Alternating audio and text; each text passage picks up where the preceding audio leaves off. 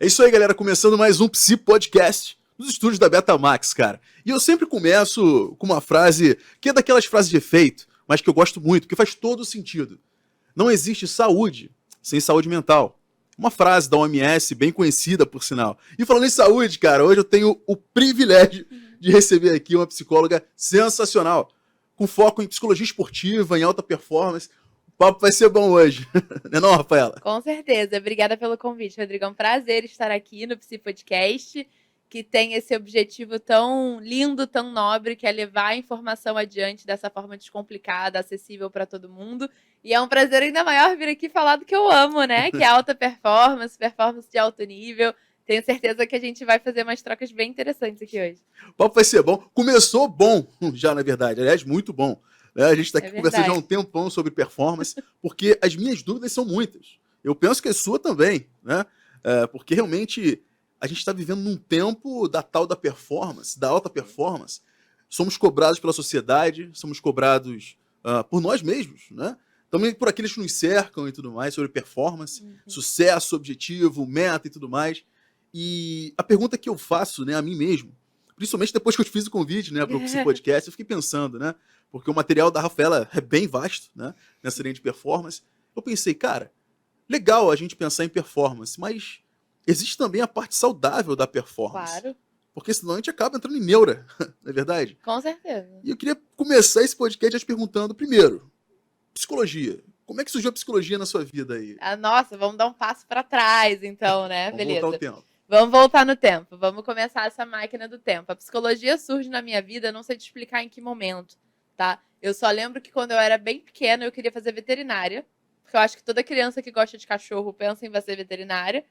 E aí, o dia que eu fui tirar sangue do meu cachorro e eu praticamente desmaiei, eu falei, talvez não seja esse o meu nicho, assim, talvez sangue não seja muito comigo.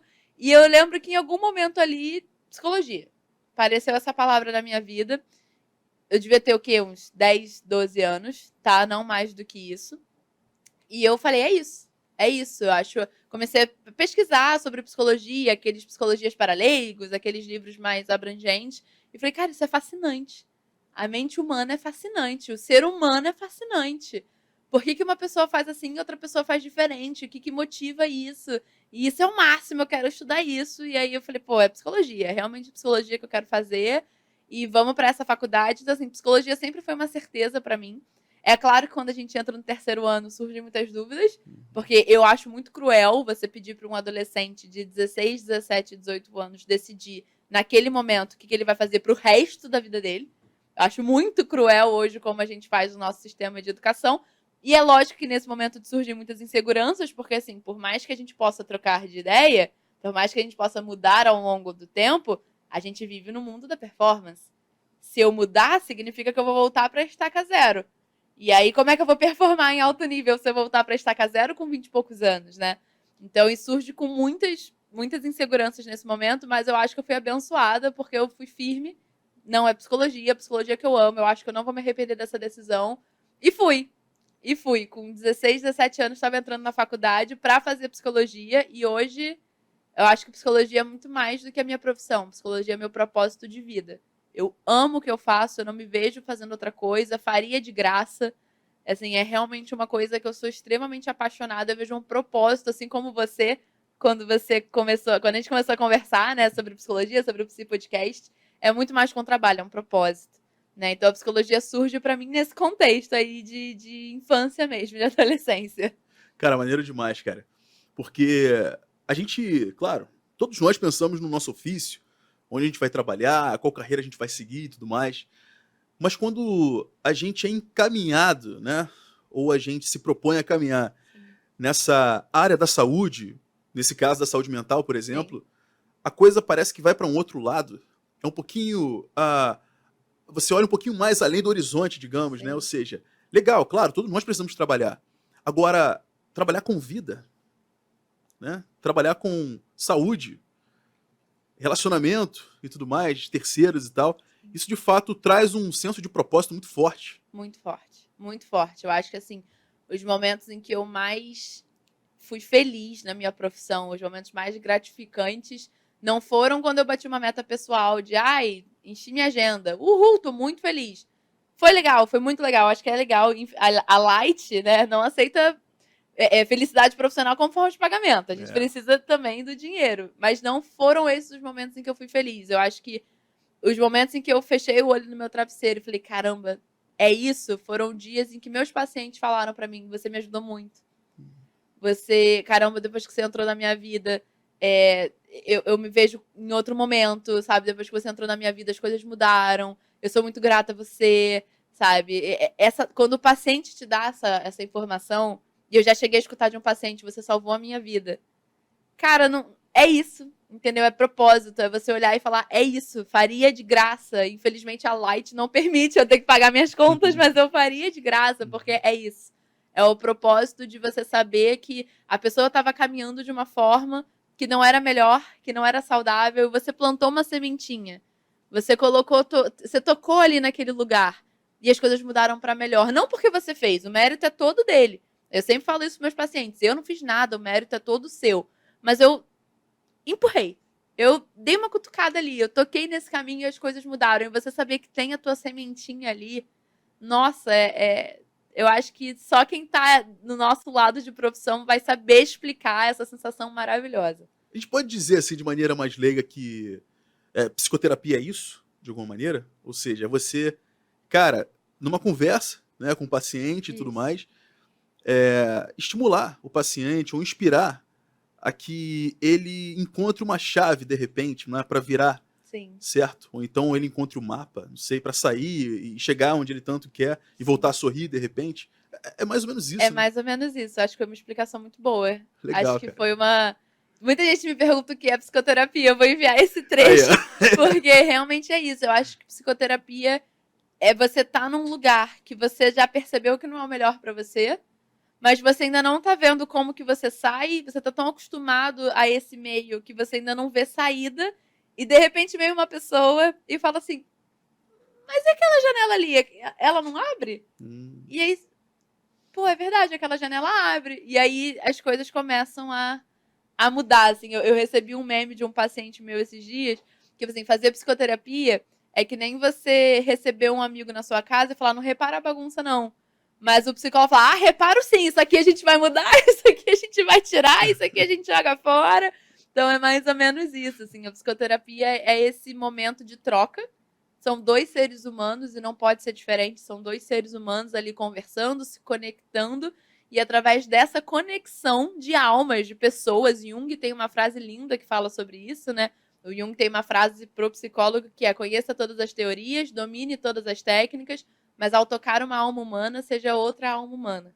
Então eu acho que a psicoterapia é isso, são duas almas humanas se conectando. Sempre falo que são dois especialistas, só que eu sou especialista em psicologia, em terapia cognitivo-comportamental, e o meu paciente é especialista nele, na vida dele, na realidade dele, e quando a gente une... desculpa. Quando a gente une esses dois conhecimentos, não tem quem nos pare. Pô, legal demais, cara, legal demais. E a psicologia tem várias áreas, né? De atuação. Psicologia social, cognitivo-comportamental, tem psicanálise, né? Sim. Tem tantas áreas. E aí você foi lá e trilhou até chegar no esporte. Isso. Como é que foi isso, cara? Vamos lá. A minha abordagem, eu escolhi a TCC, né? Adoro a psicanálise, tenho um carinho muito grande pela psicanálise. Inclusive, vários momentos assim da minha vida, eu falo, ai meu Deus do céu, se Freud estivesse me vendo aqui, ele ia falar que é por isso. Todas as vezes que eu vejo que meu namorado tem alguma semelhança com meu pai, eu falo, ai Freud, o que você veio fazer aqui? Uhum. Mas a TCC, eu vi ali realmente uma coisa que fazia muito sentido pra mim. TCC é a diminuição de terapia cognitivo-comportamental, né? Uhum. Porque é isso, é o perfeito equilíbrio entre o cognitivo e o comportamental, entre a minha cabeça e o meu corpo. Eu falei, cara, é isso. É isso que eu quero. Então, de cara, minha abordagem foi escolhida no terceiro período. Só que a psicologia do esporte veio antes da TCC. Essa que é a parte engraçada, porque normalmente as pessoas escolhem as suas abordagens e então vão para os seus campos de atuação. Eu fiz o inverso. Eu escolhi meu campo de atuação, depois eu escolhi a minha abordagem. Porque eu brinco que a psicologia do esporte ela apareceu na minha vida com uma grande decepção. É uma brincadeira, lógico, mas porque eu entrei na faculdade e eu estava extremamente viciada em CSI, Law and Order, Criminal Minds. Então eu entrei na faculdade falando, eu quero psicologia forense. Quero ir pra esse meio, porque se é legal em Hollywood, vai ser legal aqui também. Uhum. E deve... Pô, Hollywood e Brasil é... Tudo igual, cara. Tudo igual, Deus, pelo cara. menos muda o clima. Só Aqui muda é o mais clima, quente, irmão. mas, pô, é igual. E eu falei, quero psicologia forense, quero trabalhar com os criminosos e reinserção social, e é isso. E entrei na faculdade. Com esse mindset. Primeiro período, uma professora que trabalhou em Bangu por anos. Falei, é nessa mulher que eu vou colar. Trabalhou em Bangu no presídio, né? Yeah. Não no bairro, logicamente, né? Para quem não é do Rio, é o presídio que a gente tem aqui no Rio, Bangu. E aí falei, vou colar nessa mulher e é com ela que eu vou marcar. E aí, quanto mais eu conversava, mais ela me... Não, depois a gente conversa, depois a gente conversa. Eu falei, gente, essa mulher tá me enxotando. E aí um dia eu falei, pô, mas é que eu quero seguir essa área. Ela falou, Rafa, a verdade é que eu não quero mais essa área, eu não quero mais ter a ver com essa área. Minha experiência profissional foi muito difícil pra mim, sabe? Eu ia pro presídio e quando eu ia embora, eu precisava ficar uns 2 horas sozinha na minha casa. E eu já tinha filhos, então era muito difícil, porque meus filhos queriam interagir comigo, mas eu ainda tava muito abalada, eu ainda tava muito mexida. E realmente, pra mim, isso é uma área da minha vida que ficou pra trás. Eu falei, pô, mas... Caraca, mas será que é tão ruim assim, sabe? Será que não existe outra forma? Ela, não, Rafa, eu percebi que não era pra mim quando chegou um criminoso e falou que pegou perpétua. E quando ele me contou o que ele fez, o crime que ele fez, eu falei, nossa, gente, mas perpétua pra isso? E aí eu vi o quanto eu já tinha dimensionado errado as coisas na minha cabeça, o quanto eu já tava criando uma frieza que não era minha, e eu saí, eu não quero mais ter a ver com isso. Eu falei, eita, lascou, mas não deve ser tudo isso. Ela deve estar exagerando. E aí fui conversar com outra pessoa, acabaram me botando em contato com um cara que trabalhava lá, um agente penitenciário. Amigo, do primo, do irmão, fui conversar com esse cara. Esse cara não me deu bom dia. Ele só sentou na minha frente e falou assim, você quer ter filhos? Eu tava com 16 anos, Rodrigo. Uau. Você quer ter filhos? Aí eu, pô, agora não, mas né, em breve, talvez, quem sabe. Você quer casar? Você quer ter família? Aí eu, tá nos planos, né? Uma coisa que a gente poderia fazer mais pra frente. Tá, o que você vai fazer quando um criminoso, bam, aqui no Brasil, precisar da sua caneta como psicóloga, dando um laudo que ele pode voltar pro convívio em sociedade, e ele parar na tua frente sabendo o nome da creche que teu filho estuda e o endereço do trabalho do teu marido? Você assina? Aí eu... Sei lá. Isso não tava no Law and Order. Não tava no Law and Order. O Law and Order não tinha me explicado que era assim que as coisas funcionavam. O CSI me enganou. E eu falei, tá, não sei. Eu não sei falar sobre isso. Realmente, eu acho que é um conflito moral aí que... Eu tinha 16 anos, não sabia. Eu tenho 24, ainda não sei. Então, realmente, deixa pra lá. E aí, voltei pra faculdade completamente desolada. Falei, caraca, pô, eu vim pra isso, assim, era isso. Subi as escadas, sentei, é uma aula de psicologia social que eu ia ter, Daniele Muniz, e eu falo que a minha vida é antes e depois de Daniele Muniz. Porque a gente sentou e aí a aula ia começar, teve jogo do Flamengo no dia anterior, e a gente conversando sobre o jogo, minha família é flamenguista, a gente naquele bate-papo. E aí a Dani falou assim, que quando eu trabalhei no Flamengo, aí eu... Você trabalhou no Flamengo? Ela, trabalhei. Eu falei, como? Não, porque... Dá pra trabalhar no Flamengo. Eu falei, mas como psicóloga? O que a gente faz? RH? Não, no campo. Eu falei, no campo? Mas como que a gente faz como psicólogo pra trabalhar no campo? Psicologia do esporte. E a aula começou. E eu admito que eu não faço ideia do que ela falou naquela aula. Porque eu tava assim, psicologia do esporte. O que é? Psicólogos do esporte. Onde vivem? Do que se alimentam? Como se reproduzem? E aí, tadinha da Dani, tá sabendo agora que eu não prestei atenção naquela aula dela. Fiquei pesquisando. Quando a aula terminou, eu falei, fala mais sobre isso. O que é pra eu fazer? Ela falou, cara, se você realmente se interessou, procura o Paulo Ribeiro, que é um grande nome que a gente tem na psicologia do esporte também, e vai fazer o curso dele e vê se é isso que você quer.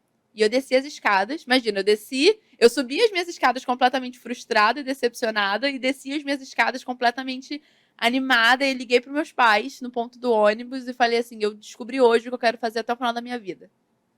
Aí meus pais, que isso? Calma. Você não... Até 2 horas atrás você queria psicologia forense. O que tá acontecendo? Eu falei, eu descobri. E eu vou fazer psicologia do esporte. E eu preciso que vocês me ajudem, porque tem um curso que custa X e eu vou fazer. Vocês topam entrar nessa comigo? Eu juro que eu vou reembolsá-los futuramente por tudo que vocês precisarem. Não, beleza. Se você acha que é isso que você quer, vai. E fui. E nunca mais olhei pra trás. Cara, que irado, E cara. nunca mais olhei pra trás. Fui fazer o curso do Paulo Ribeiro. Uhum. Nessa estrada conheci Michele Riscala, que também é um grande nome da psicologia do esporte, que também podemos marcar a minha vida antes e depois de Michele Riscala. E a faculdade, eu não tive uma aula de psicologia do esporte dentro da minha faculdade. Tudo que eu estudei por fora. E foi, Rodrigo, assim, e quando eu entrei ali, que eu entendi o que era, eu fui atleta, e eu falei, cara, talvez se essa pessoa tivesse na minha equipe quando eu era atleta, as coisas teriam sido diferentes. Então eu quero ser essa coisa diferente para outros atletas. E nunca mais olhei para trás. E tô na psicologia do esporte, tô no alto rendimento, tô na alta performance, performance de alto nível. Isso virou o meu propósito e é nisso que eu atuo, é nisso que eu sou feliz. E é isso, essa é a história. Cara, Essa que maneiro, cara. Maneiro demais, cara. Nossa, cara, de psicologia forense ou algo do de tipo, de CSI para CSI Sport TV. pra Sport TV, cara. Mas o que é irado é que ambas exigem, assim, uma certa adrenalina, né, cara? É, Então, assim, isso aí realmente. parece estar no teu DNA, né? Já foi atleta e tudo Acho que eu mais. gosto, né? Curte o Flamengo também. Então, assim, tem que ter, né? Tem que ter adrenalina pra isso, né? Pra Sim. acompanhar o ritmo. E como é que o Flamengo entrou na tua vida nesse sentido? O Flamengo entra na minha vida porque, assim, o nicho da psicologia do esporte ele ainda é muito pequeno. Infelizmente, é uma área que a gente ainda tá lutando para mostrar que a gente é importante. A gente ainda tá lutando para mostrar que a gente tem que estar ali. A gente acabou de ir para uma Copa do Mundo sem psicólogo. Então, eu acho que isso mostra o quanto a gente ainda tá mostrando o que a gente faz e por que a gente tem que estar inserido. Então, é uma área pequena. E eu brinco que ser uma área pequena é bom e ruim na mesma proporção ao mesmo tempo. Porque se você é uma pessoa do bem, você faz um bom trabalho, a área é pequena, todo mundo te conhece positivamente. Mas o oposto também é verdadeiro. E a área é pequena, e procurando estágio, trabalhando de graça, indo para escolinhas de futebol, trabalhar de graça, e o Flamengo abre um processo seletivo. 3 vagas de estágio. Falei, agora. Mandei e-mail para as pessoas. Eu tinha, na época, uma planilha Excel com o nome de todos os psicólogos do esporte que eu acompanhava, aonde eles trabalhavam e o e-mail deles. Eu era esse nível de controle. Eu sou até hoje extremamente organizada. Então eu falei, quem tá no Flamengo? Aí na época tinha Eduarda Wolff e Michele Riscala. Falei, é com essas mulheres que eu preciso falar. Mandei um e-mail, mandei o meu currículo e fui pro processo seletivo. E foi ridículo, porque de manhã eu fui pra faculdade, percebi que a minha turma toda estava um pouco mais arrumada do que normalmente a gente frequentava as aulas. Falei, eu vou encontrar essa galera à tarde, com certeza. Não deu outra. À tarde, todos juntos no Ninho do Urubu. Falei, que delícia! Nossa. Estou concorrendo com as pessoas que estudam comigo. Uhum. Mas deu tudo certo, tá? E aí, resumindo a história, eu passei no processo seletivo, um processo longo, extremamente rigoroso, mas passei. Eram 3 vagas, só eu fui contratada. Legal. Porque muito... Flamengo, todo mundo viu Flamengo, muito legal ter Flamengo no currículo, mas pouca gente sabia de fato o que era psicologia do esporte. E eu já era apaixonada por isso, há muito tempo, porque isso aconteceu, eu já estava no meu 8º período de faculdade. Então eu fiquei do meu primeiro ao meu 8º período só enfiando a cara nos estudos.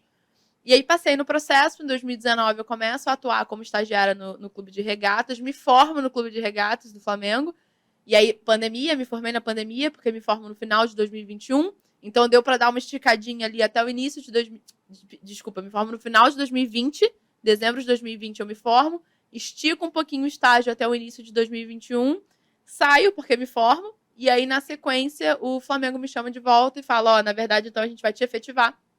O que era a sua vaga de estágio? Agora a gente vai criar uma vaga mesmo de psicóloga e a gente quer que você preencha esse espaço e continue fazendo o que você já estava fazendo como estagiário. E aí eu volto efetivada para o Flamengo e fico até o início desse ano, onde a minha história com ele termina. Mas fiquei todo esse tempo aí trabalhando no futebol, Cara, trabalhando com as categorias de base, vivendo muita coisa, ganhando muita coisa, passando pelos desafios da nossa profissão. Mas foi uma experiência que, assim, eu conheci pessoas ali que mudaram o rumo da minha carreira. Cara, experiência fantástica, cara. Fantástico. E falando em experiência, uma coisa que, assim, eu penso bastante a respeito. Você falou sobre isso logo no início, né, da sua história e tudo mais, que é justamente sobre a limitação que a gente coloca em cima da psique, né, da performance mental, no caso. Sim. Quando a gente pensa, por exemplo, em ser atleta, a gente pensa logo no biotipo, no físico e tudo mais. Preciso treinar muito e tal, correr demais e tal. E todo mundo fala isso. Todo mundo fala. Os pais chegam, olha só, você precisa treinar muito. Muito forte e tal, correr, fazer isso e tal. O seu treinador, o seu coach e tal, fala, cara, olha só, você precisa fazer isso, isso e isso e tal. Agora, e a questão mental, cara? Sabe? Às vezes a gente dá muito valor na questão física, ao ponto de não dar tanto valor assim na questão mental, cara. E qual a importância da parte mental, né, na performance esportiva? Olha, eu diria que o treino físico, ele é tão importante quanto o treino mental. Se a gente tivesse que fazer uma régua de importância, eu acho que tá em 50-50. E não sou eu puxando a sardinha pro meu lado, tá? Não sou eu puxando a sardinha pro meu lado. Porque o meu atleta, ele pode treinar horas e horas e horas e horas um pênalti. Se chegar na hora do pênalti, que ele tiver que bater para fazer o gol da vitória, classificar ou ganhar um campeonato, a cabeça dele não chegar junto, ou chegar junto, mas chegar junto de uma forma destrutiva, se o pensamento dele, se o mindset dele naquele momento não tiver no mesmo nível de perfeição que o chute dele, ele vai errar aquele pênalti. Faz todo sentido isso aí, cara. Ele vai errar aquele pênalti. Então, o treinamento mental é tão importante quanto o treinamento físico e tático. Tanto que em todos os meus planos de trabalho para os meus atletas, eu falo que eles têm que dedicar o mesmo tempo que eles dedicam para o treino físico e tático, o treino mental. Porque é treino. O nosso cérebro é um músculo. A gente tem que treinar. Agora, realmente, se eu nunca fiz um agachamento na minha vida, primeira vez que eu fizer vai doer. Segunda vez também. A terceira vez não vai incomodar tanto. E aí a quarta vez talvez eu consiga até descer um pouco mais desse agachamento. Até uma hora que eu vou ficar craque. Mas se eu parar de fazer agachamento, eu volto para estaca zero. Então a gente precisa treinar. O nosso cérebro é um músculo. Eu preciso treinar isso aqui também, tanto quanto o meu corpo. Porque vamos dar o exemplo dos corredores. Os corredores correm sem fone de ouvido, né? Quando a gente fala de alta performance, é sem fone de ouvido, normalmente. Porque tem que escutar os passos, tem que prestar atenção no que está acontecendo. Se chegar nos últimos 100 metros, esse cara botar na cabeça dele que eu não aguento mais, eu tô cansado, eu não aguento mais, ele vai parar, faltando 100 metros. A cabeça tem que chegar junto. A cabeça tem que ser treinada tanto quanto o corpo. O sucesso está na cabeça, o sucesso é treinável. Pô, e é comum que isso aconteça, né, cara? Muito. A mente mente. Muito. Nossa, olha, eu vou te falar que eu acho que ela é uma das que mais mente pra gente, porque infelizmente a gente tem pensamentos que são completamente disfuncionais. Pensamentos completamente mentirosos sobre nós mesmos, principalmente sobre nós mesmos. Porque ao longo da nossa vida, a gente vai tendo experiências e a gente vai criando hipóteses sobre nós que são muito cruéis. Eu lembro que eu, quando adolescente, eu botei na minha cabeça que eu era ruim demais em matemática. Que eu não conseguia. Se você me desse um 2 mais 2, eu não conseguia. Eu era muito ruim em matemática. E aí, quando você vai pro mercado de trabalho, você tem que saber o básico de matemática, né? E aí eu comecei a ver que, pô, eu sabia. Não precisava ter tanto medo. Mas quando vinha qualquer... Rafa, calcula pra mim quanto que esse paciente tem que pagar. Não sei. Cadê meu celular? Deixa eu fazer a conta. Porque você nem para analisar aquela situação. Você já lida com a certeza absoluta de que você não é bom em matemática. Isso acontece no esporte. Se eu lidar com a certeza absoluta de que eu não consigo, eu não consigo. Se eu lidar com a certeza absoluta que eu sou o atleta que treina bem e joga mal, eu vou jogar mal. Se eu lidar com a certeza absoluta de que eu sou um corredor que faz o percurso inteiro bem, mas chega na cara da linha de chegada e não cruza, eu não vou cruzar. Eu vou criando para mim profecias autorrealizadoras o tempo todo. A cabeça mente. E o trabalho do psicólogo, dentro, né, de muitas coisas que o psicólogo faz, uma delas é mostrar para o seu paciente, para o seu cliente, para o seu atleta, que essas certezas absolutas que ele cultiva na cabeça dele, que ele nem consegue olhar mais, porque é uma certeza tão absoluta, como para mim é certeza absoluta que aqui está escrito para esse podcast. É certeza absoluta. Se ele mudar, escrever qualquer outra coisa, a minha certeza absoluta não vai permitir que eu leia o que está escrito. Porque eu tenho certeza absoluta que está escrito para esse podcast. Eu tenho certeza absoluta que o céu é azul. Se um dia o céu tiver roxo, como ele tá no final do dia, eu não vou nem olhar. O céu não é azul? Eu não vou discutir. Eu tenho a minha certeza absoluta. Eu não vou lidar com isso mais. Eu não vou olhar para isso mais. Isso não é uma coisa que eu preciso gastar energia. Eu já sei. E o psicólogo vem e fala assim, tá bom, mas essa certeza absoluta tá errada. Como assim tá errada? Tá errada. Você não precisa ser o atleta que treina bem e joga mal.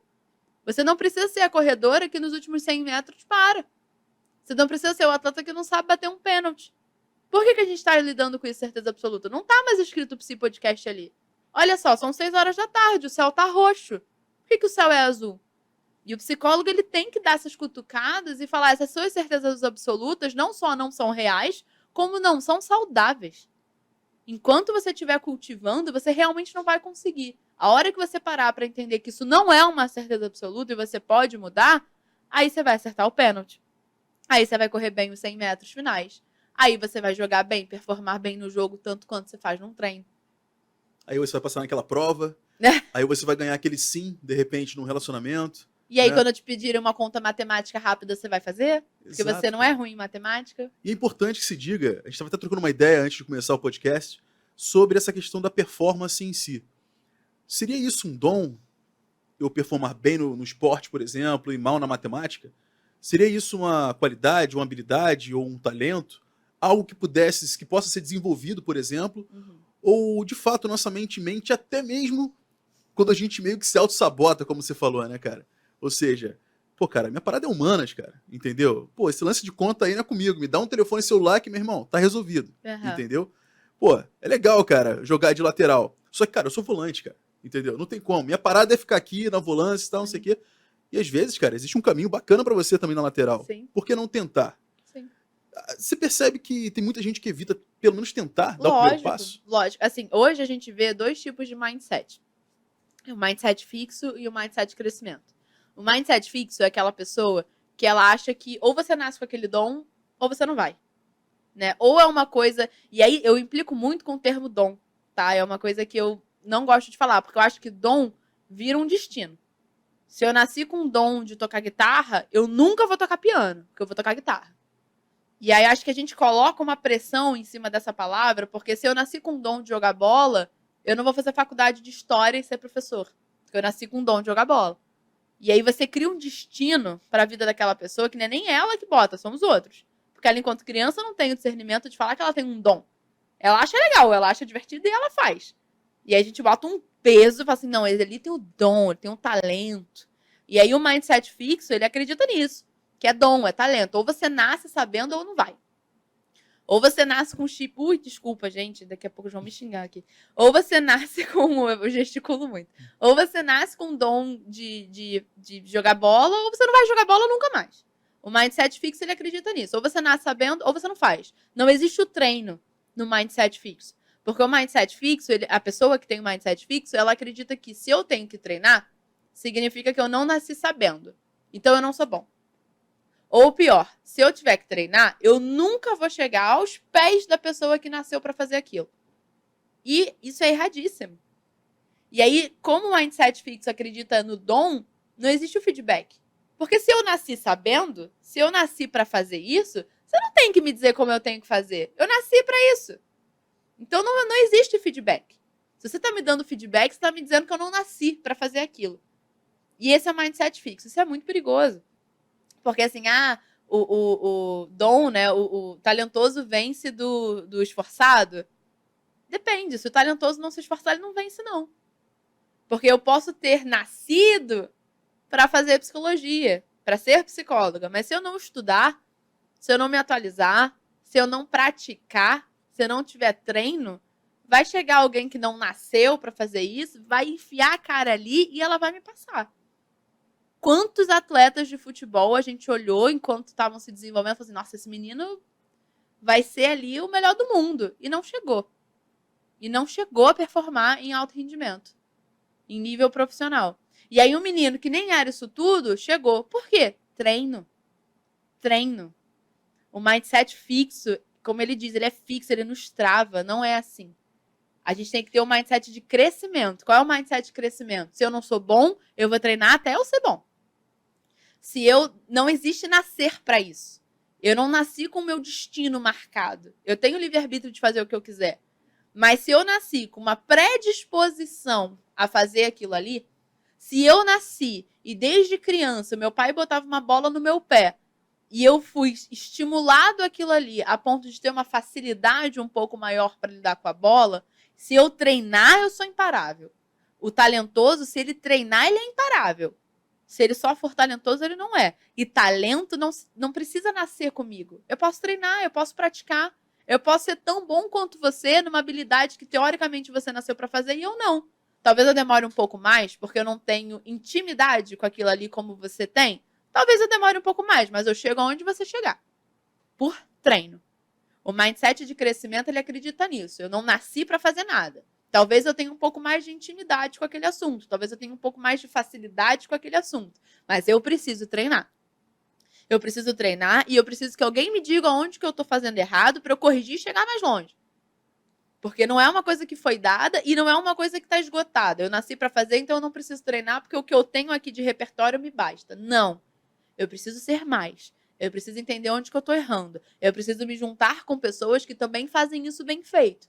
Porque se eu ando com 4 pessoas e 3 são inteligentes, a 4ª pessoa inteligente sou eu. Eu não posso ser tão novo a pessoa mais inteligente da sala. Porque se eu for tão novo a pessoa mais inteligente da sala, eu não cresço mais. Eu cheguei no teto. Eu preciso andar com pessoas que estão desenvolvidas nesse assunto para que eu me desenvolva também com elas. E para que eu passe essa informação adiante. O mindset de crescimento é isso. É olhar e falar, talvez eu não tenha tanta intimidade com isso, mas se eu treinar, eu vou ter. Se eu me esforçar, eu vou ter. O esforço e o talento, o esforço e o treino, eles estão associados ao sucesso. Sucesso é treinável. Sucesso é treino. Não é nascer com esse dom. Não existe nascer com esse dom. Existe treinar até você ter dom. É aquela famosa frase, nossa, quanto mais treino, mais sorte eu tenho, né? Quanto mais eu estudo, mais sorte eu tenho. Quanto mais eu me esforço, mais sorte eu tenho. Não é sorte, cara. Não é sorte, não. São horas e horas e horas e horas consumindo aquilo ali, treinando aquilo ali. Cara, você vê. É impressionante, cara. Eu trocando ideia contigo assim, né, cara, ouvindo você falar a respeito não só da performance, né, mas do alcance do objetivo, por exemplo, né? E é impressionante, cara, como a nossa mente mente de fato. Né? Eu tinha essa dúvida, agora eu tenho certeza. Né? E é interessante que a grande pergunta que a gente tem que fazer a nós mesmos, pelo que eu estou entendendo aqui, é que quando a gente se propõe a fazer algo, ou a realizar algum objetivo, algum sonho, seja o que for, em algum momento vai surgir aquele demônio do nosso lado e um anjinho, né, cara? Com certeza. E o demônio vai falar, olha só, cara, eu acho que daqui você não passa, não. Quando foi que você acertou uma prova como essa daí? Uma questão matemática como essa? Quando foi que você conseguiu chegar no topo do pódio na sua vida? Você já chegou aos 30, cara. Você vai começar com esse tal de bodybuilding agora? 50 anos fazendo faculdade, é isso mesmo? Cara, já deu. Agora é hora, ó, de descansar um pouquinho mais e tal, não sei o quê. Ou seja, a autossabotagem. Total. E é nessa hora que a gente para e pensa, peraí, por que não? Por que não? Geralmente a gente ouve e se cala, né? Certeza absoluta. Tá Tá vendo, certo, cara? né? É o que você acabou de falar. Na verdade, quando a gente ouvir, e a gente vai ouvir, seja de alguém que tá ao nosso redor, ou seja da gente mesmo, é a gente parar e perguntar, tá, ok, mas por que não? Me dá uma resposta plausível, cara. Exato. Que seja maior do que a minha vontade de chegar lá. Exatamente, exatamente. Esse é o caminho que a gente tem que seguir, né? Exato. E qualquer área da nossa vida, sabe? Eu falo para, enfim, para os meus pacientes, meus clientes, das minhas palestras, você pode ser o melhor em qualquer coisa que você se coloca para fazer. Eu posso ser a melhor convidada de podcast do mundo. Eu posso ser a melhor esbarradora de microfones porque gesticulo muito do mundo. Eu posso ser a melhor psicóloga do mundo. Eu posso ser a melhor corredora do mundo. Se eu colocar na minha cabeça que é isso que eu vou fazer. E aí, quando essas verdades absolutas aparecem, pô, mas você vai ser corredora com 20 e poucos anos? Tem gente que começa... Tá bom, mas essa pessoa que começou, ela teve o primeiro dia que ela chegou no pódio, não teve? Essa pessoa que fez uma prova difícil, passou no concurso, ela teve a primeira aprovação dela. Ela teve a primeira vez que ela venceu. Todo mundo que chegou no sucesso viveu o primeiro dia de ter chegado no sucesso. Por que eu não posso ver meu primeiro dia também? Por que eu não posso ver o primeiro dia de ser uma grande psicóloga? Porque eu só preciso do primeiro dia. Eu só preciso disso. Depois a construção. Depois eu vou manter e vou subir. É crescente sempre. O sucesso é crescente. Mas eu só preciso chegar aqui. Não preciso chegar lá.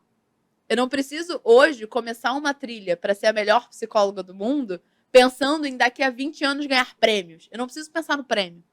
Eu preciso pensar em ser pela primeira vez a melhor psicóloga do mundo. Como? Treinando. Como? Discutindo com as minhas certezas absolutas. Isso é modelo cognitivo. Né? A TCC nos diz que toda situação gera um pensamento, gera uma interpretação.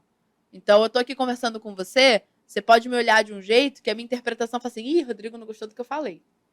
Ih, olha lá, ele tá balançando muito a cabeça com uma cara de que tá detestando tudo que eu tô falando. Isso é uma interpretação que eu tô fazendo. Isso vai me gerar uma emoção. Porque se você me olha de um jeito, eu interpreto que você não tá gostando do que eu falo, aqui eu fico insegura. Qual vai ser meu comportamento? Mudar de assunto, tentar ir por outro lado, tentar falar alguma coisa que eu acho que você quer ouvir para você gostar. Então isso é modelo cognitivo. Só que da mesma forma que você me olha e eu interpreto que você não tá gostando, eu posso te olhar e falar assim, caraca, o Rodrigo tá gostando muito do que eu tô falando. Ah lá, ele tá muito interessado. Olha como é que ele tá balançando a cabeça. Tá interessadão. Isso eu vou sentir como? Pô, eu vou sentir confiante, né? Tô aqui falando coisa legal, tô aqui agregando. Qual vai ser meu comportamento? Continuar falando, continuar com essa certeza que eu tenho do que eu tô falando, com essa confiança no meu conteúdo. Então, isso é modelo cognitivo. Olha que interessante. Como eu interpreto uma situação vai definir como eu me sinto sobre ela e como eu ajo sobre ela. E aí vamos colocar no alto rendimento. E quando eu falo alto rendimento, Rodrigo, eu não tô falando de esporte. Eu tô falando de performar em alto nível em qualquer coisa. Você pode atuar em alto, você pode ter um alto nível de performance, um alto padrão de performance em qualquer coisa que você faça. Tá? Eu falo de alta performance para engenheiros. Eu falo de alta performance para CEOs. Porque é isso, é você como líder querendo que a tua equipe performe bem, né, em qualquer área que for. E se eu sei que a minha cabeça vai definir, né, o meu mental, a forma como eu penso, vai definir como eu me sinto e vai definir como eu me comporto, pô, então pera aí. Olha que grande poder eu tenho na escolha do meu comportamento. É fácil fazer o caminho inverso? Talvez não seja, porque certezas absolutas, dificilmente a gente questiona um pensamento que é uma certeza absoluta.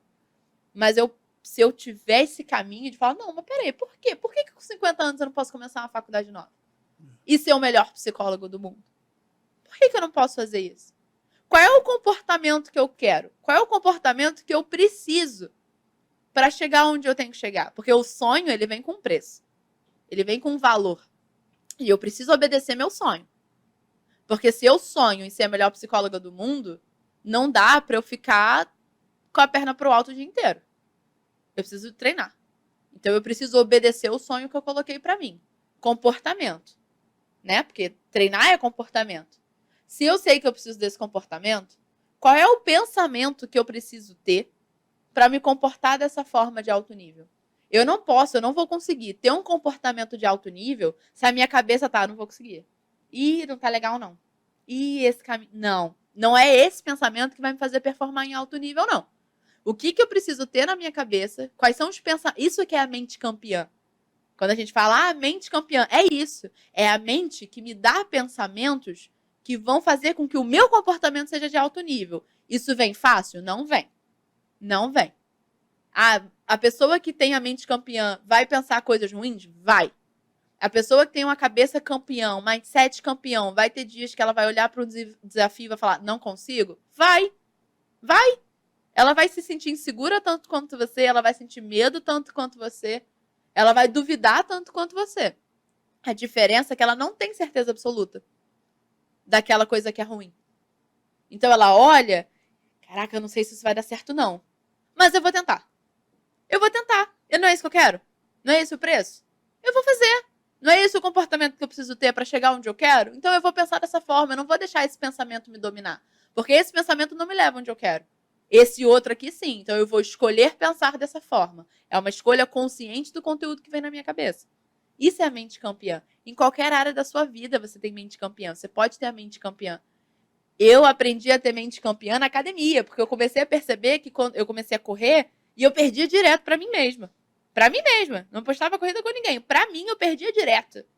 Por quê? Porque eu falei, caraca, o meu pensamento tá me destruindo. O meu pensamento não tá me levando a lugar nenhum. Eu não quero fazer minha corrida lá de 5 km. Eu não quero lá conseguir fazer 5 km em menos de 30 minutos.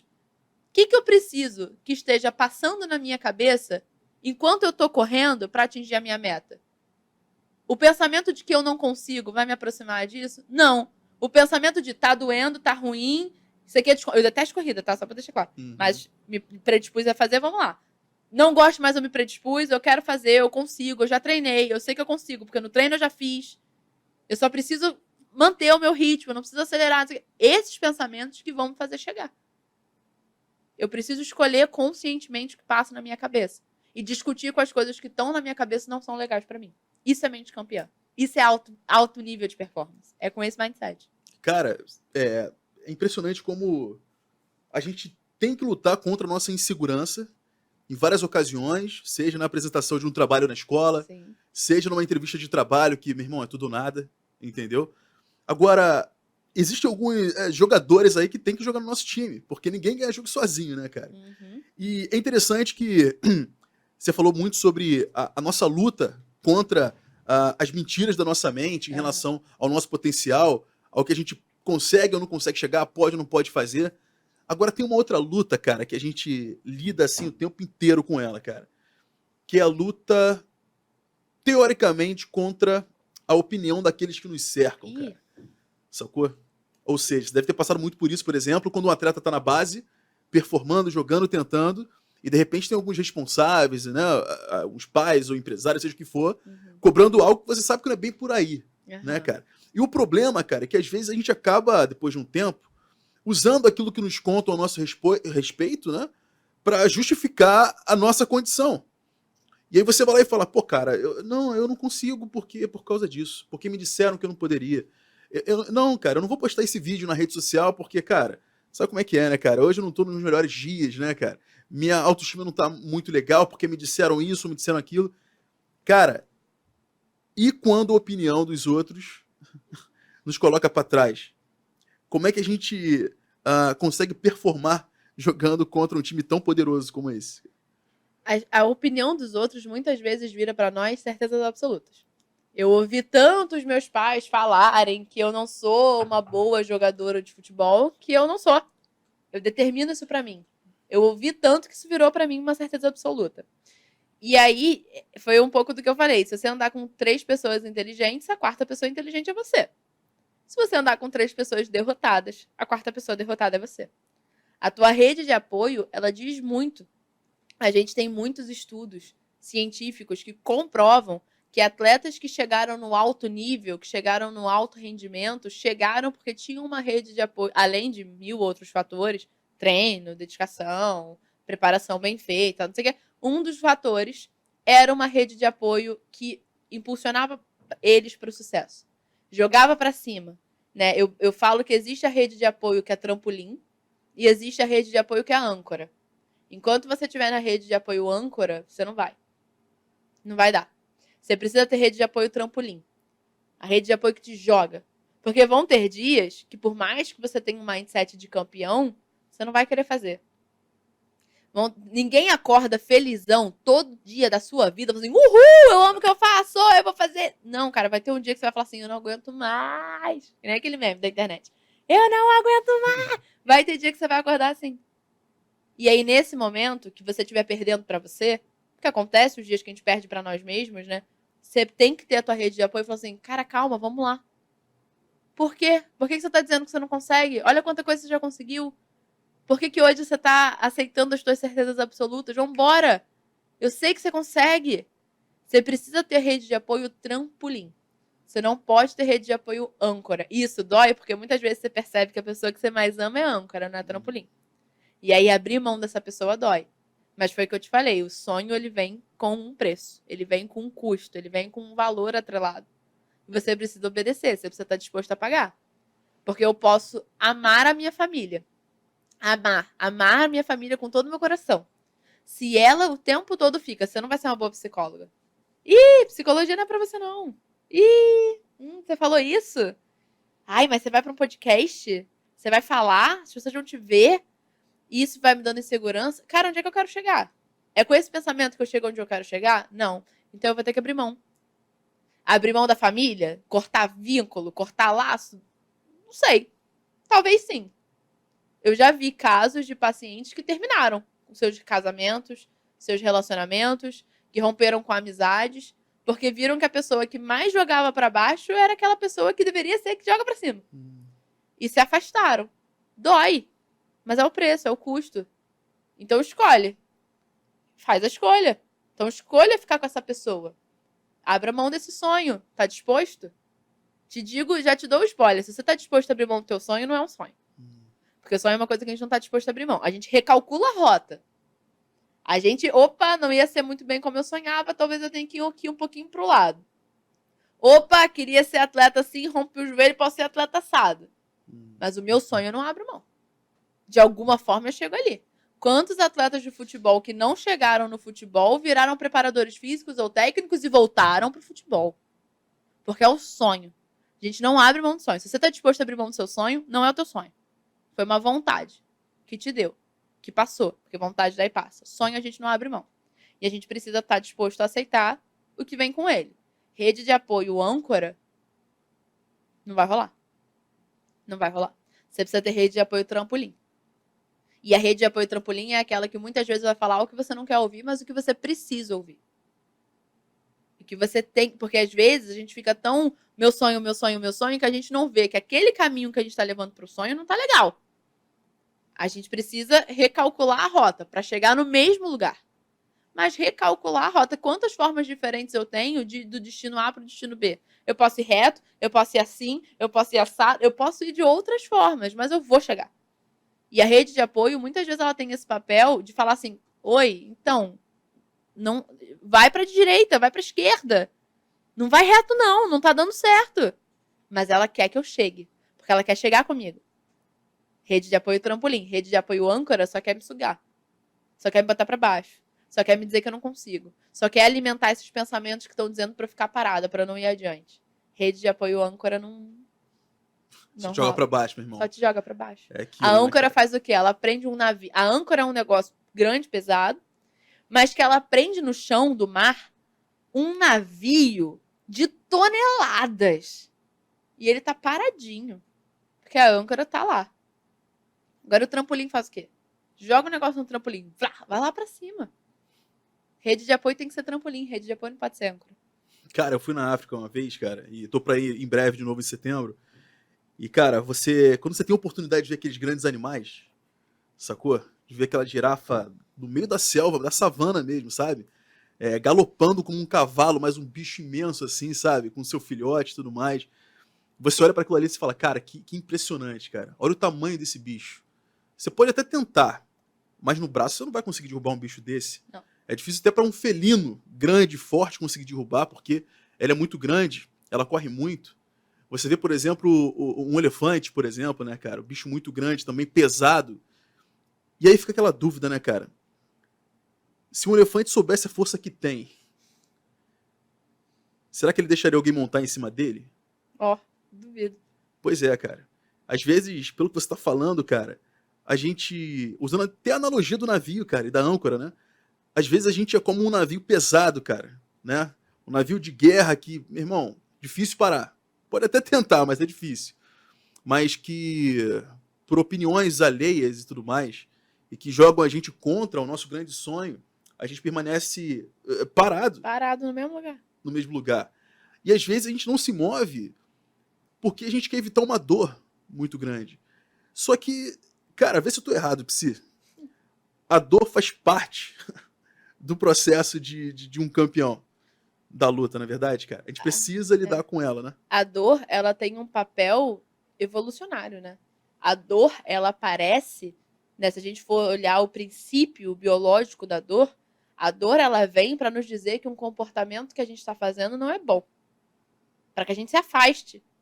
Isso me arrisca, isso arrisca a minha vida, isso está me colocando em risco de alguma forma. A dor, ela tem o papel de te fazer evoluir. Se a gente olhar para a dor com essa visão, e aí é muito engraçado, eu tive uma paciente, que ela estava nessa dúvida de termina ou não termina com o namorado. Percebeu que o namorado era muito mais âncora do que trampolim, tava custando muito caro, aquele relacionamento não tava legal, e ela sofria, Rodrigo, ela sofria, mas não tomava a decisão. E aí um dia na sessão, às vezes a gente tem que ser a rede de apoio que fala o que a pessoa precisa, não o que ela quer. E aí eu falei assim, cara, você já percebeu que você tá chorando porque na tua cabeça já acabou. Você já tá vivendo agora o luto pelo fim. Só que é muito ruim, porque você tá lutando, você tá lidando com o luto, você tá chorando porque na tua cabeça já terminou, e aí você vai e deita a cabeça do lado da pessoa no travesseiro e dorme. Cara, que dor insuportável. Saber que na tua cabeça as coisas já terminaram, sofrer por isso, engolir a lágrima e deitar ao lado da cama com a pessoa. Pô? E aí, quando a minha paciente percebeu isso, caramba, a dor que eu sinto agora não é uma dor que tá me alertando que o término vai doer. Porque é isso que ela achava. Pô, se eu já tô sofrendo agora, imagina se eu terminar. Se eu tô sofrendo agora com a ideia de terminar, imagina se de fato eu botar isso pra frente. E quando ela percebe que não, tá doendo porque já terminou. Tá doendo porque já acabou. E você já está lidando com o fim desse relacionamento. Enquanto você tá com ele. O que é muito pior, torna as coisas muito, muito mais difíceis. Quando ela virou essa chave, ela conseguiu terminar. Sofreu, porque a gente sofre quando a gente termina um namoro. Nunca é divertido você terminar uma relação, dependendo, né, do motivo pela qual você tá terminando. Sofreu o que ela tinha que sofrer, ressignificou quando ela ressignificou e seguiu em frente. Porque a dor, ela tá pra nos alertar que alguma coisa que a gente faz não é legal, pra nos fazer evoluir. Só que a gente tem que olhar certo pra essa dor. Porque na cabeça da minha paciente, a dor era ela sendo alertada que ficar sem ele era insuportável. Não. A dor já tava te dizendo que tira ele daí, cara. Você já tá sem ele na tua cabeça. A gente tem que olhar pra dor e falar com ela, tipo, ok, o que você quer me ensinar? O que eu preciso aprender com você? O que você tá me mostrando que eu não tô conseguindo ver ainda? Por que você apareceu pra mim? E aí, quando você conversa com essa dor e você entende, ah, tá. Ah, tá, entendi. Como ela entendeu. Ah, tá, eu estou sofrendo porque na minha cabeça já terminou. Cara, você falou uma parada muito boa, cara. Que a dor, de fato, vem pra nos indicar alguma coisa, né? E existem ocasiões em que a dor vem pra te fazer parar. Ok, faz Sim, sentido. Eu vou meter a minha mão no fogo sem querer, eu não vou permanecer lógico. com a mão ali, entendeu? Eu vou me queimar pra ficar bronzeado e tal, mas, meu irmão, tem o lance do câncer de pele. Segura a Aham, onda, né? Agora, existem dores que são indicadores de evolução, por exemplo, né? sim. É aquele lance de você treinar bastante pra chegar ao topo do pódio e por alguma razão você chegar em segundo lugar. É você estudar bastante para passar naquele concurso, você passa um ano estudando, pré-vestibular e tudo mais, e não consegue passar naquela disciplina, naquela matéria, ou para aquele curso que você tanto queria passar. E você performou para passar, cara. Né? Mas a vida não é uma ciência exata, sacou? O caminho não é reto, sempre tem quebra-mola e tudo mais. Psi, como é que a gente lida, Rafaela, com a derrota, cara? No meio da performance, cara. Não tem fórmula de bolo, assim, não tem uma receita. Ah, faz isso, faz aquilo. Até porque eu acho que se tivesse uma receita, ela estaria sendo vendida a milhões. É, verdade. Então, assim, não tem uma receita. Existe a forma que você vai encontrar para ressignificar aquilo ali.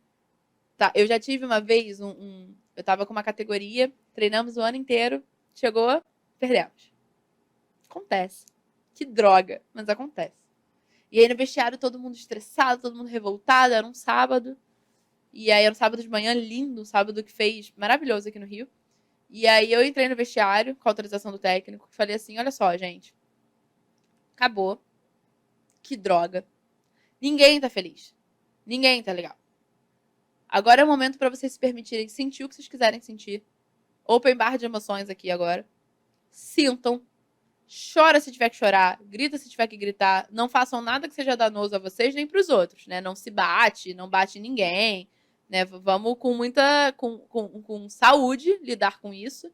Mas se permita sentir. Sinta como quiser. Hoje é sábado, meio-dia.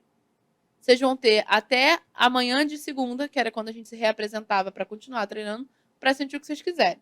Então vocês vão ter um dia e meio, open bar de emoções. Segunda-feira, quando vocês se apresentarem, a chave virou. Acabou. O legal do esporte, assim como a vida, é que a gente sempre tem o próximo jogo. Legal. No esporte é assim, no futebol é assim. Ah, perdeu esse, tem o próximo. Na vida é assim. Não deu certo agora, mas tem o próximo. Você não passou naquele concurso, tem o próximo. Você não passou naquela vaga de emprego, tem a próxima.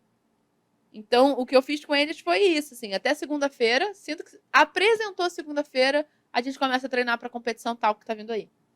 E a gente vai olhar para essa derrota e entender onde a gente errou. E às vezes, Rodrigo, a parte chata é que às vezes a gente não errou. Só não tá no nosso controle.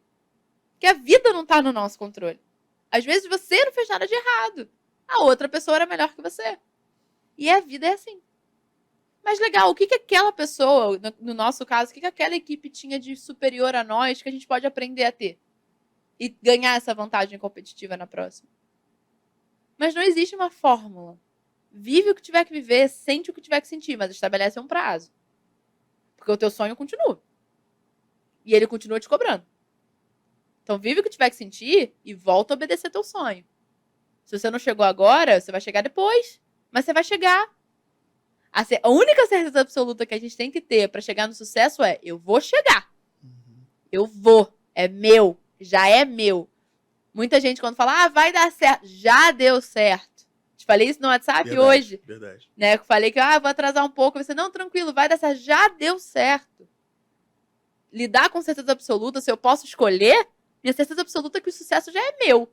Eu tô decidindo quando que eu chego lá. Se eu chego amanhã, se eu chego depois, você vai esperar mais uma semana, mas eu vou chegar. E é importante também, cara, algo que eu li inclusive na sua palestra, falando sobre as emoções, ou seja, a importância do fator emocional nesse processo de performance, né? Porque se eu chegar pra você e falar, Rafaela, é o seguinte, cara, ok, agora eu quero virar a chave, entendeu? Quero virar a chave, certamente quem tá nos vendo aqui hoje, com certeza deve estar pensando, beleza, cara, maneiro demais, aprendi, entendi, mas, cara, como eu dou o primeiro passo, cara? Como eu faço pra, a partir de agora, virar essa chave, não esperar pela próxima segunda pra dieta e tudo mais. Mas qual seria a dica que você, assim, daria pra gente, sabe? Pra que a gente termine esse podcast sabendo o que fazer pra poder virar essa chavezinha na nossa mente, cara, o lance do mindset.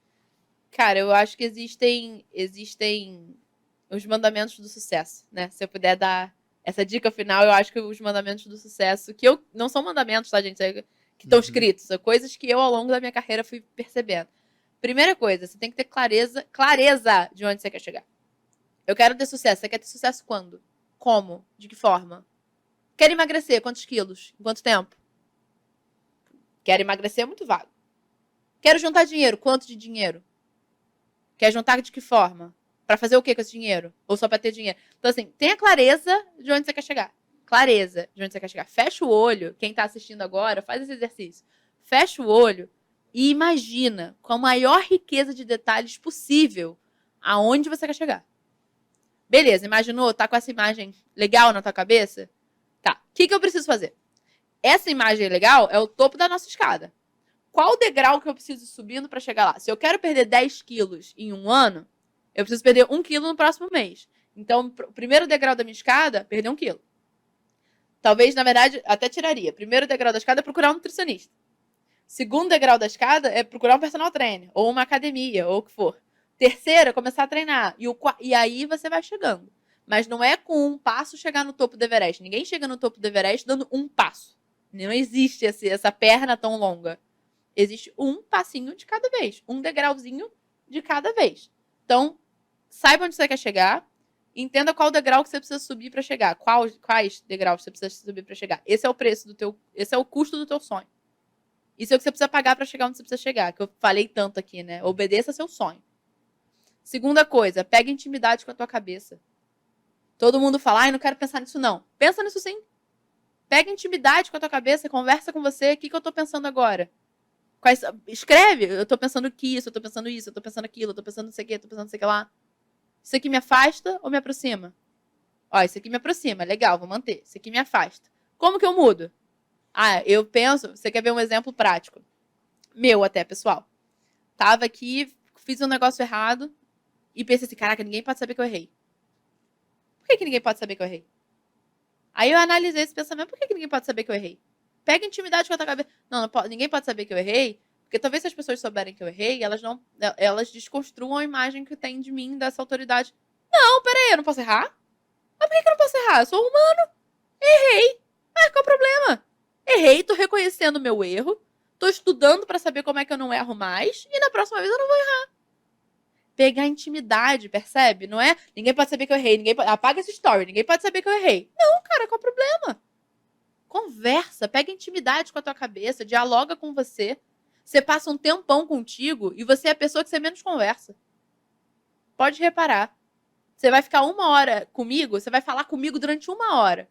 Você vai ficar 12 horas sozinha, você vai ficar em silêncio. Contigo. Só, não quero pensar nisso, não quero pensar naquilo, não quero pensar naquilo. Conversa contigo, cara. Pega intimidade contigo. Analisa teu pensamento. Pô, esse pensamento tá me fazendo sentir assim.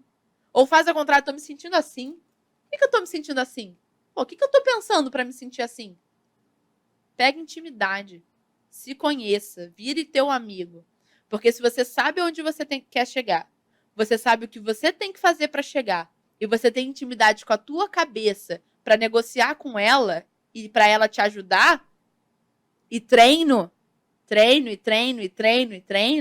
com rede de apoio e trampolim, questão de tempo. Só questão de tempo, que o sucesso já é seu. Cara, isso é muito bom. É muito bom ouvir a Rafaela falando, cara, porque ela vem com uma abordagem técnica sobre algo que a gente tanto quer, que é a realização de um grande sonho, não é verdade? Sabe, enquanto ela falava aqui nesse podcast, que infelizmente já está chegando ao fim, que foi tremendo, cara, foi muito bacana, eu fiquei pensando justamente naquela experiência que eu tive na África, e que eu vou ter em breve também. É interessante que quando você passa pela savana, ou tem a oportunidade de fazer um safari, por exemplo, você vê aqueles animais grandes e tudo mais ali no meio do mato, né, cara, sobrevivendo. E você vê o leão, cara, com aquela força toda. Pô, cara, o leão, quando ruge, todo mundo para com medo. Porque Deus parece que deu aquele rugido ao leão para a defesa dele. Você vê o guepardo, por exemplo, do lado dele, e o guepardo vai lá e... eu não posso correr, eu não posso rugir tão forte, tão poderoso como um leão, mas eu posso correr como o vento, cara. E ninguém pode me pegar. E parece que Deus deu aquela velocidade toda pro guepardo pra defesa dele, cara. E aí vem o elefante andando, né, cara, grande, poderoso, né? Cara, Deus deu aquela força toda, aquele peso todo pro elefante pra defesa dele, cara. E aí vem a águia voando por cima, cara. Eu não posso correr como um guepardo, eu não posso rugir como um leão, ou eu não sou tão grande como um elefante, mas eu voo, cara, mais alto que todo mundo. E ninguém pode me pegar aqui. E parece que Deus deu, né, a águia, esse potencial todo para a defesa dela, cara. E aí eu me pergunto, pô, mas e pra gente, cara? O que a gente tem diante de animais tão grandes e tão poderosos? A própria Rafaela acabou de falar aqui durante um bom tempo. Aqui, ó. A gente tem um cérebro, cara. E é importante quando esse cérebro que a gente tem, que é tão poderoso, joga no nosso time, joga a nosso favor. Pense nisso, cara. Jogue, use aquilo que Deus te deu, cara. Esse cérebro magnífico, fantástico, com tanto potencial para jogar ao seu favor, cara. E eu vou além, cara, eu vou além. Se você me perguntasse hoje, Rodrigão, cara, como é que eu faço para dar o primeiro passo, cara? Eu falaria, olha, sinceramente, cara, entre em contato com a Rafaela, que ela tem o passo a passo para você, sem dúvida alguma melhor do que eu, cara.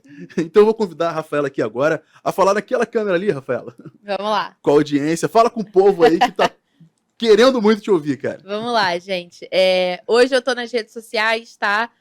@psi.rafaelaparnes. Eu tô no Instagram, tô no YouTube também com vídeos para trazer essa psicologia, trazer todo esse conteúdo de uma forma descomplicada, de uma forma acessível, de uma forma acolhedora.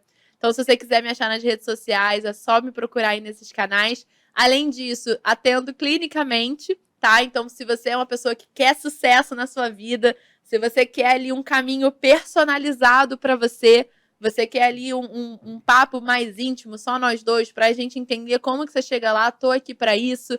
Também dou palestras, faço imersões, passo 3, 4 dias em empresas fazendo esses programas para mudar mindset, para melhorar a qualidade de vida, atingir o alto rendimento com felicidade. Porque sem felicidade, o que adianta, não é mesmo? Então eu tenho aí nas minhas redes sociais um portfólio de serviços para te ajudar, que eu tenho certeza que alguma dessas opções vai ser a ideal para você. E lá também tem o meu WhatsApp, para você já me mandar uma mensagem, já entrar em contato e já começar essa grande mudança na sua vida. É isso aí, galera. O contato, o QR Code da Rafaela tá aqui na tela. Então é só entrar em contato com ela, né, pelo WhatsApp e tudo mais, que sem dúvida alguma é um caminho só de ida, cara. Tá certo? É isso aí, galera. Eu quero terminar esse podcast com uma pergunta. Sua mente está pronta? Isso é Psi Podcast, galera.